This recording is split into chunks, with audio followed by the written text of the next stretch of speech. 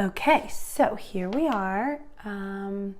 Before we open to the book on page 56 to do the In His Shadow exercise, I wanted to give you guys just sort of an introduction to charcoal. If you've never used charcoal before, it's a fun medium. It's pretty messy, so if you are into being very clean and orderly, you might have to take a deep breath, but just, it's gonna be fun.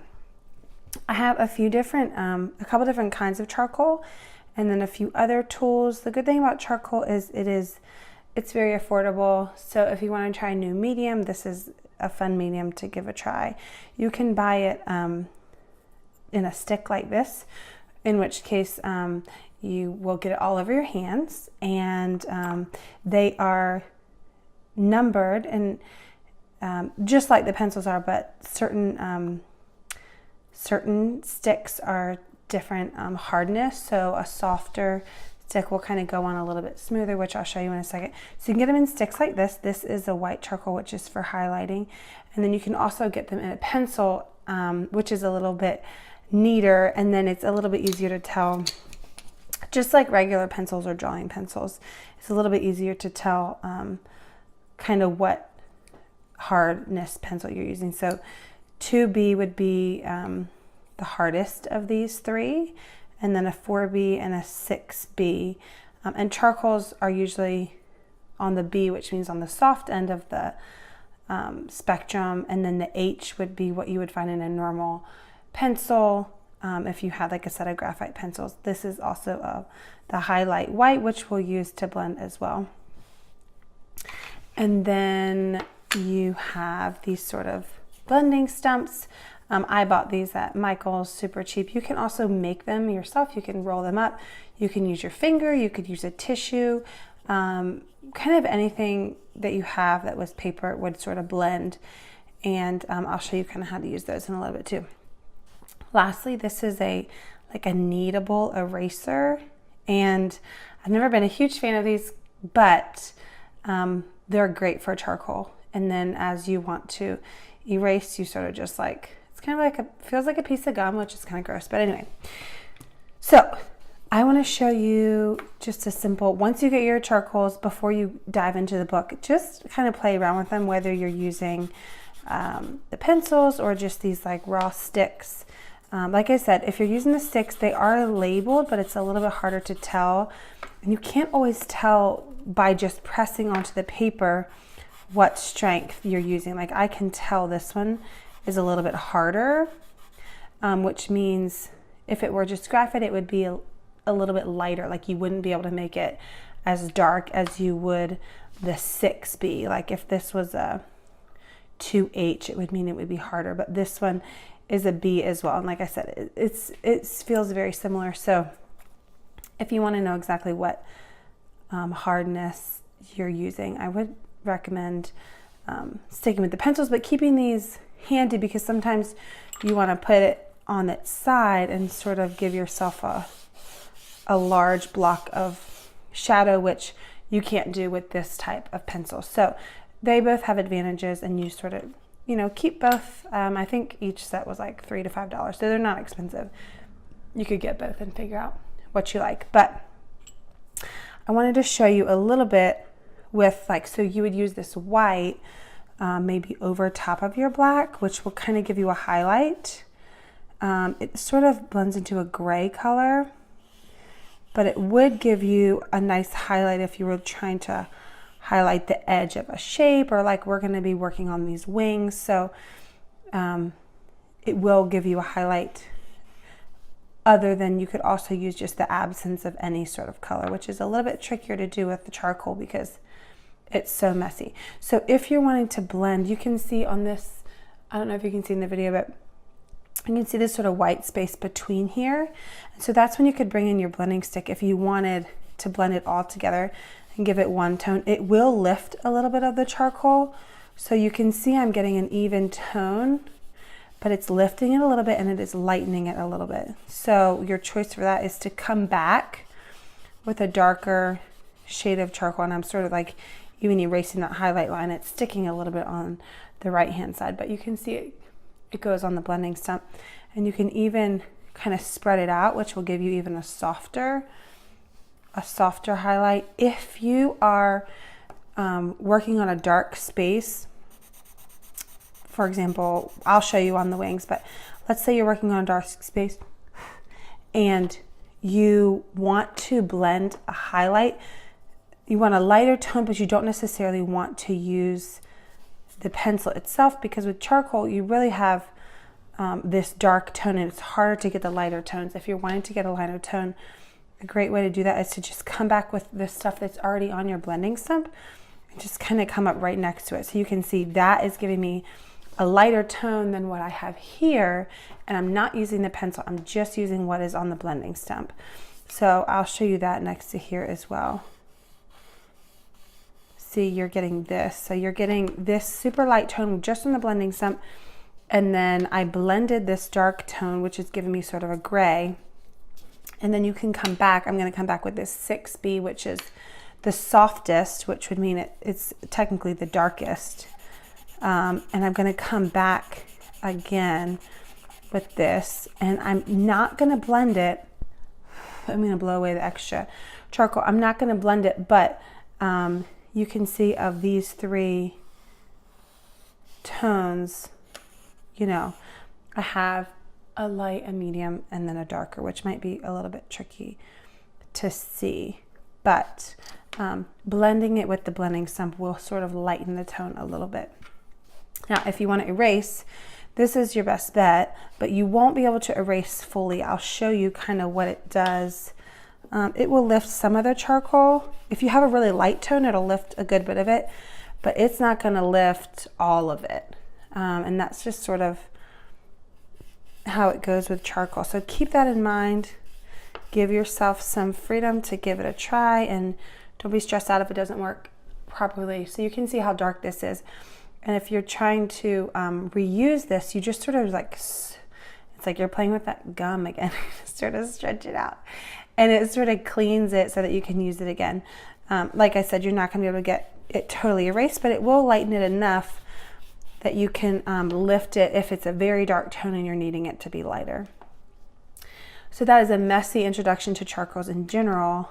Let's open the book now, and I will show you the exercise, and I will talk you through a little bit, and then we'll do a sped up version of it so that you can sort of just see how it goes. This is on page 56 of book 1, and this exercise is called In His Shadow, and I loved, you know, the idea of shadow is what made me think like, oh, let's do a charcoal video for this one. And I have charcoal all over my hands, so I'm gonna already have some smudges in my book, but I just love this idea of God's protection over us. My favorite part of Psalm 91, which is one of my favorite chapters in the Bible, is that it says he will cover you with his feathers, and under his wings you will find refuge, and his faithfulness will be your shield. And that's what that image I get when I think of this idea of, you know, these wings are the shield, his faithfulness sort of over us as his children. So I am going to start in pencil because I'm just going to give myself some basic lines. So I'm giving myself this horizon line, and if you read on the right hand side of the book, it is giving you this idea of a light source and shadow, which is, you know, light and shadow play into everything when it comes to artwork. That is like the number one thing. If you learn anything about art besides color, you want to learn light and shadow, because that will take your art to the next level and help you really understand the art of creating dimension and detail as well. So I have these wings drawn for you, and the instructions say draw a figure to represent yourself or write your name. So if drawing a figure does not intrigue you, I gave a few samples here, but I'm just going to do a really simple sort of like person here. You could also just write your name, but the idea is you just want to symbolize yourself with the protection of God, and then you choose a light source. So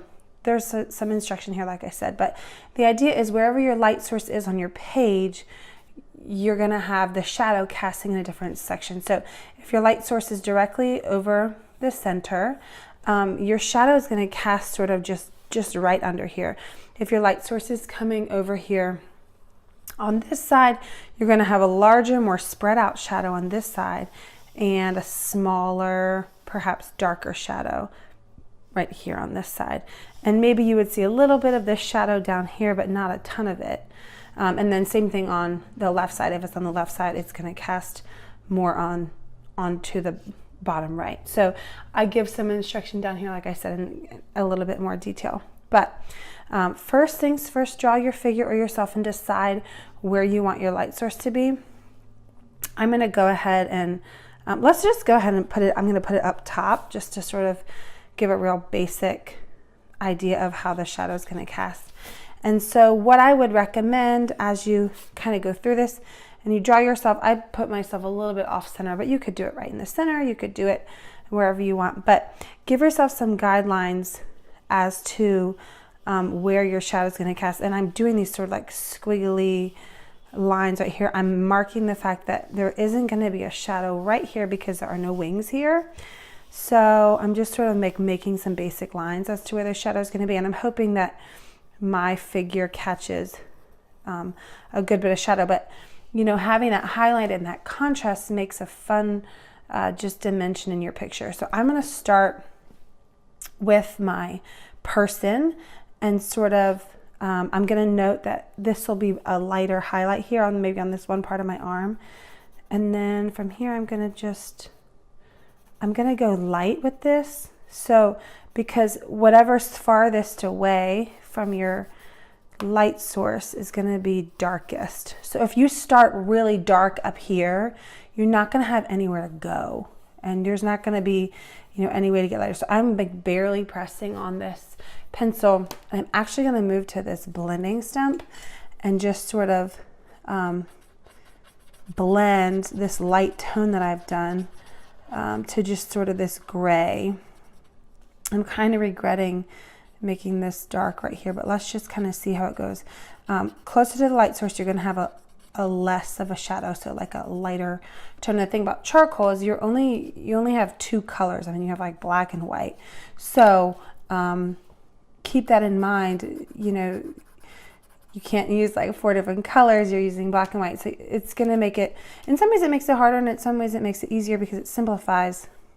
It's either a light or a shadow. Okay, so as I get down to the chest right here, I'm going to make it a little bit darker, and I'm still going to come back and blend because I want to see how dark it goes. Up here, I really didn't use any charcoal except a little bit that I had done, and then I blended most of it. So I want to see how this blends, and I can see that it's blending darker because I had laid more charcoal down. And then as you get to the very bottom, it will be the darkest. And that I'm going to sort of like round, you know, around this figure. I'm not doing a lot of like figure detail. You could do that if you wanted to, but I'm just trying to kind of get this idea. And so down here on this arm, there's going to be shadow because this wing is really kind of covering it. So I'm going to make this arm darker, and this kind of feels weird because it's so just white. So I'm just going to come back with my blending stump, just what's already kind of sitting on there. I didn't use any other charcoal, and I'm going to just sort of leave that as the figure. You can see, so the farther I get down the person, the darker it's getting. And I'm going to come back and I'm thinking like, okay, a chin isn't really going to get that much light because it's underneath. So I'm going to give myself a little bit of darker shadow under my chin, and I might blend it a little bit from here. So I started with my figure. You don't have to start there. You can if you want to.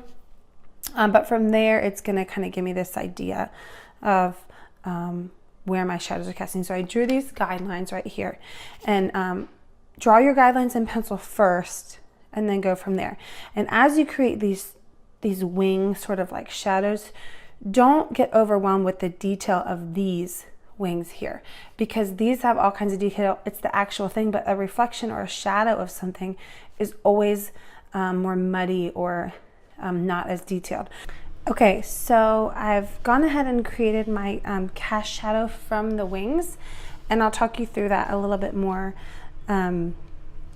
of what I did. But like I had said before, you know, the things you want to know are this open space where there is nothing to cast on a shadow, and then the wings, and you know, you're keeping in mind your light source, you're keeping in mind this object, and then how it's going to hit on your horizon or dark space. So yeah, these shadows can just be really basic. You're just kind of getting that idea of what creates a shadow.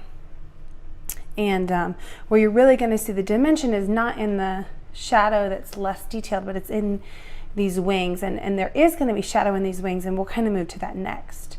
So, you know, you want to think about what's closest to your light source. That is going to be the brightest thing. Right here, these tops of these wings, remember, these are feathers, and let's just call them white feathers. So the white feathers are going to be bright, and the part that's closest to the light source, there's really probably won't be much shadow at all.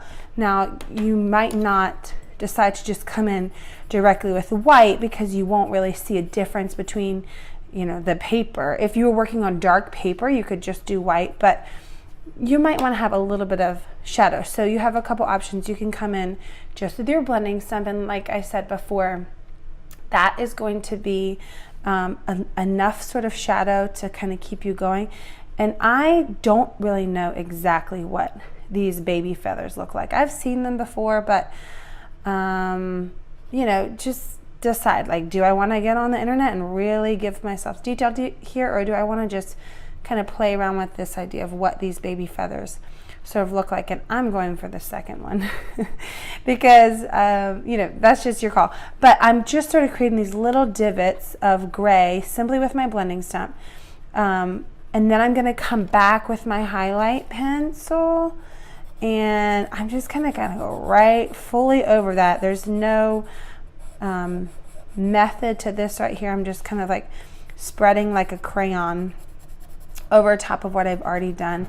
And you really won't notice that much now, but if you have white under it and you come back with a charcoal, it will have that gray tone.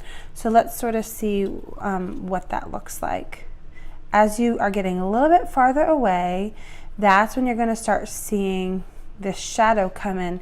So the underneath feathers are going to have the darker gray. And you can see right here, I've had a little bit of shadow, and I already had that white highlight, and come back with the white highlight again, and it's gonna smooth out that broken look that the charcoal gives, and it's gonna give you this soft sort of gray. And that's a good mid-level shadow. So I'm gonna come with this white here and just do like a messy coat of it to the middle of my wings, okay? Because when you come back with your charcoal, that's when you're gonna get this like nice smooth gray. And you can see I'd already done a little bit of charcoal here. So I'm coming back, and you know, and remember the shadow is on the underneath, so follow the lines that are already here and just sort of blend a little bit of shadow, maybe on the bottom side of every feather. And had you not come in and given any sort of white coat under here, your charcoal, I'm using very light pressure, so you can keep that in mind, but had you not had any white coat underneath, it wouldn't have this sort of softer look, especially when you come back and try to blend it. You can come back with your blending stump to blend it, or like I said, you could come back with the white over top again and do a third layer of white. And I'm going to do that over here and just sort of see what you get. It's almost like it makes it like a little bluish. It's not blue, but it's this sort of soft, really smooth middle gray tone. And up here, like I said before, you're really not going to have much shadow. I'm going to come back with my mini strokes and my blending stump and sort of just play around with that. You can see this sort of like middle gray happen here. Then, you know, just keep it basic. Try to have 3 levels of color. So I have the highlight here. I'm going to come back and add a little shadow here because I feel like I didn't do anything there. The very top, the closest to the light source, is going to have your highlight. Then you're going to get this middle shadow, and then just sort of think, okay, I want a 3rd level of shading. And that's when you're really going to come in. I don't have any white charcoal under here, so keep that in mind. It's going to blend darker, but it's going to blend easier because you're not fighting against the white. So I'm still making my darkest side. You can see I'm only filling in the bottom side of this charcoal, of this feather.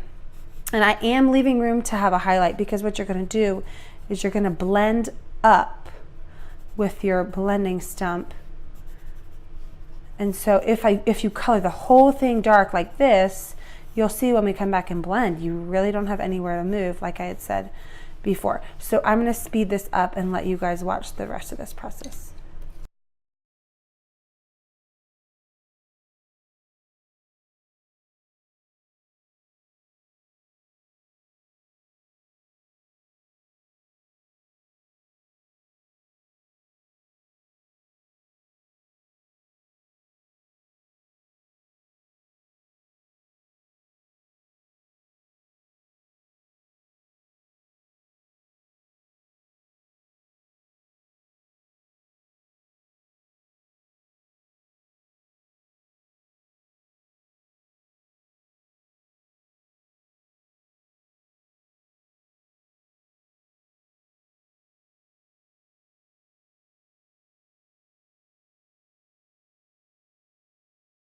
Okay, so here's the finished version of the scripture doodle.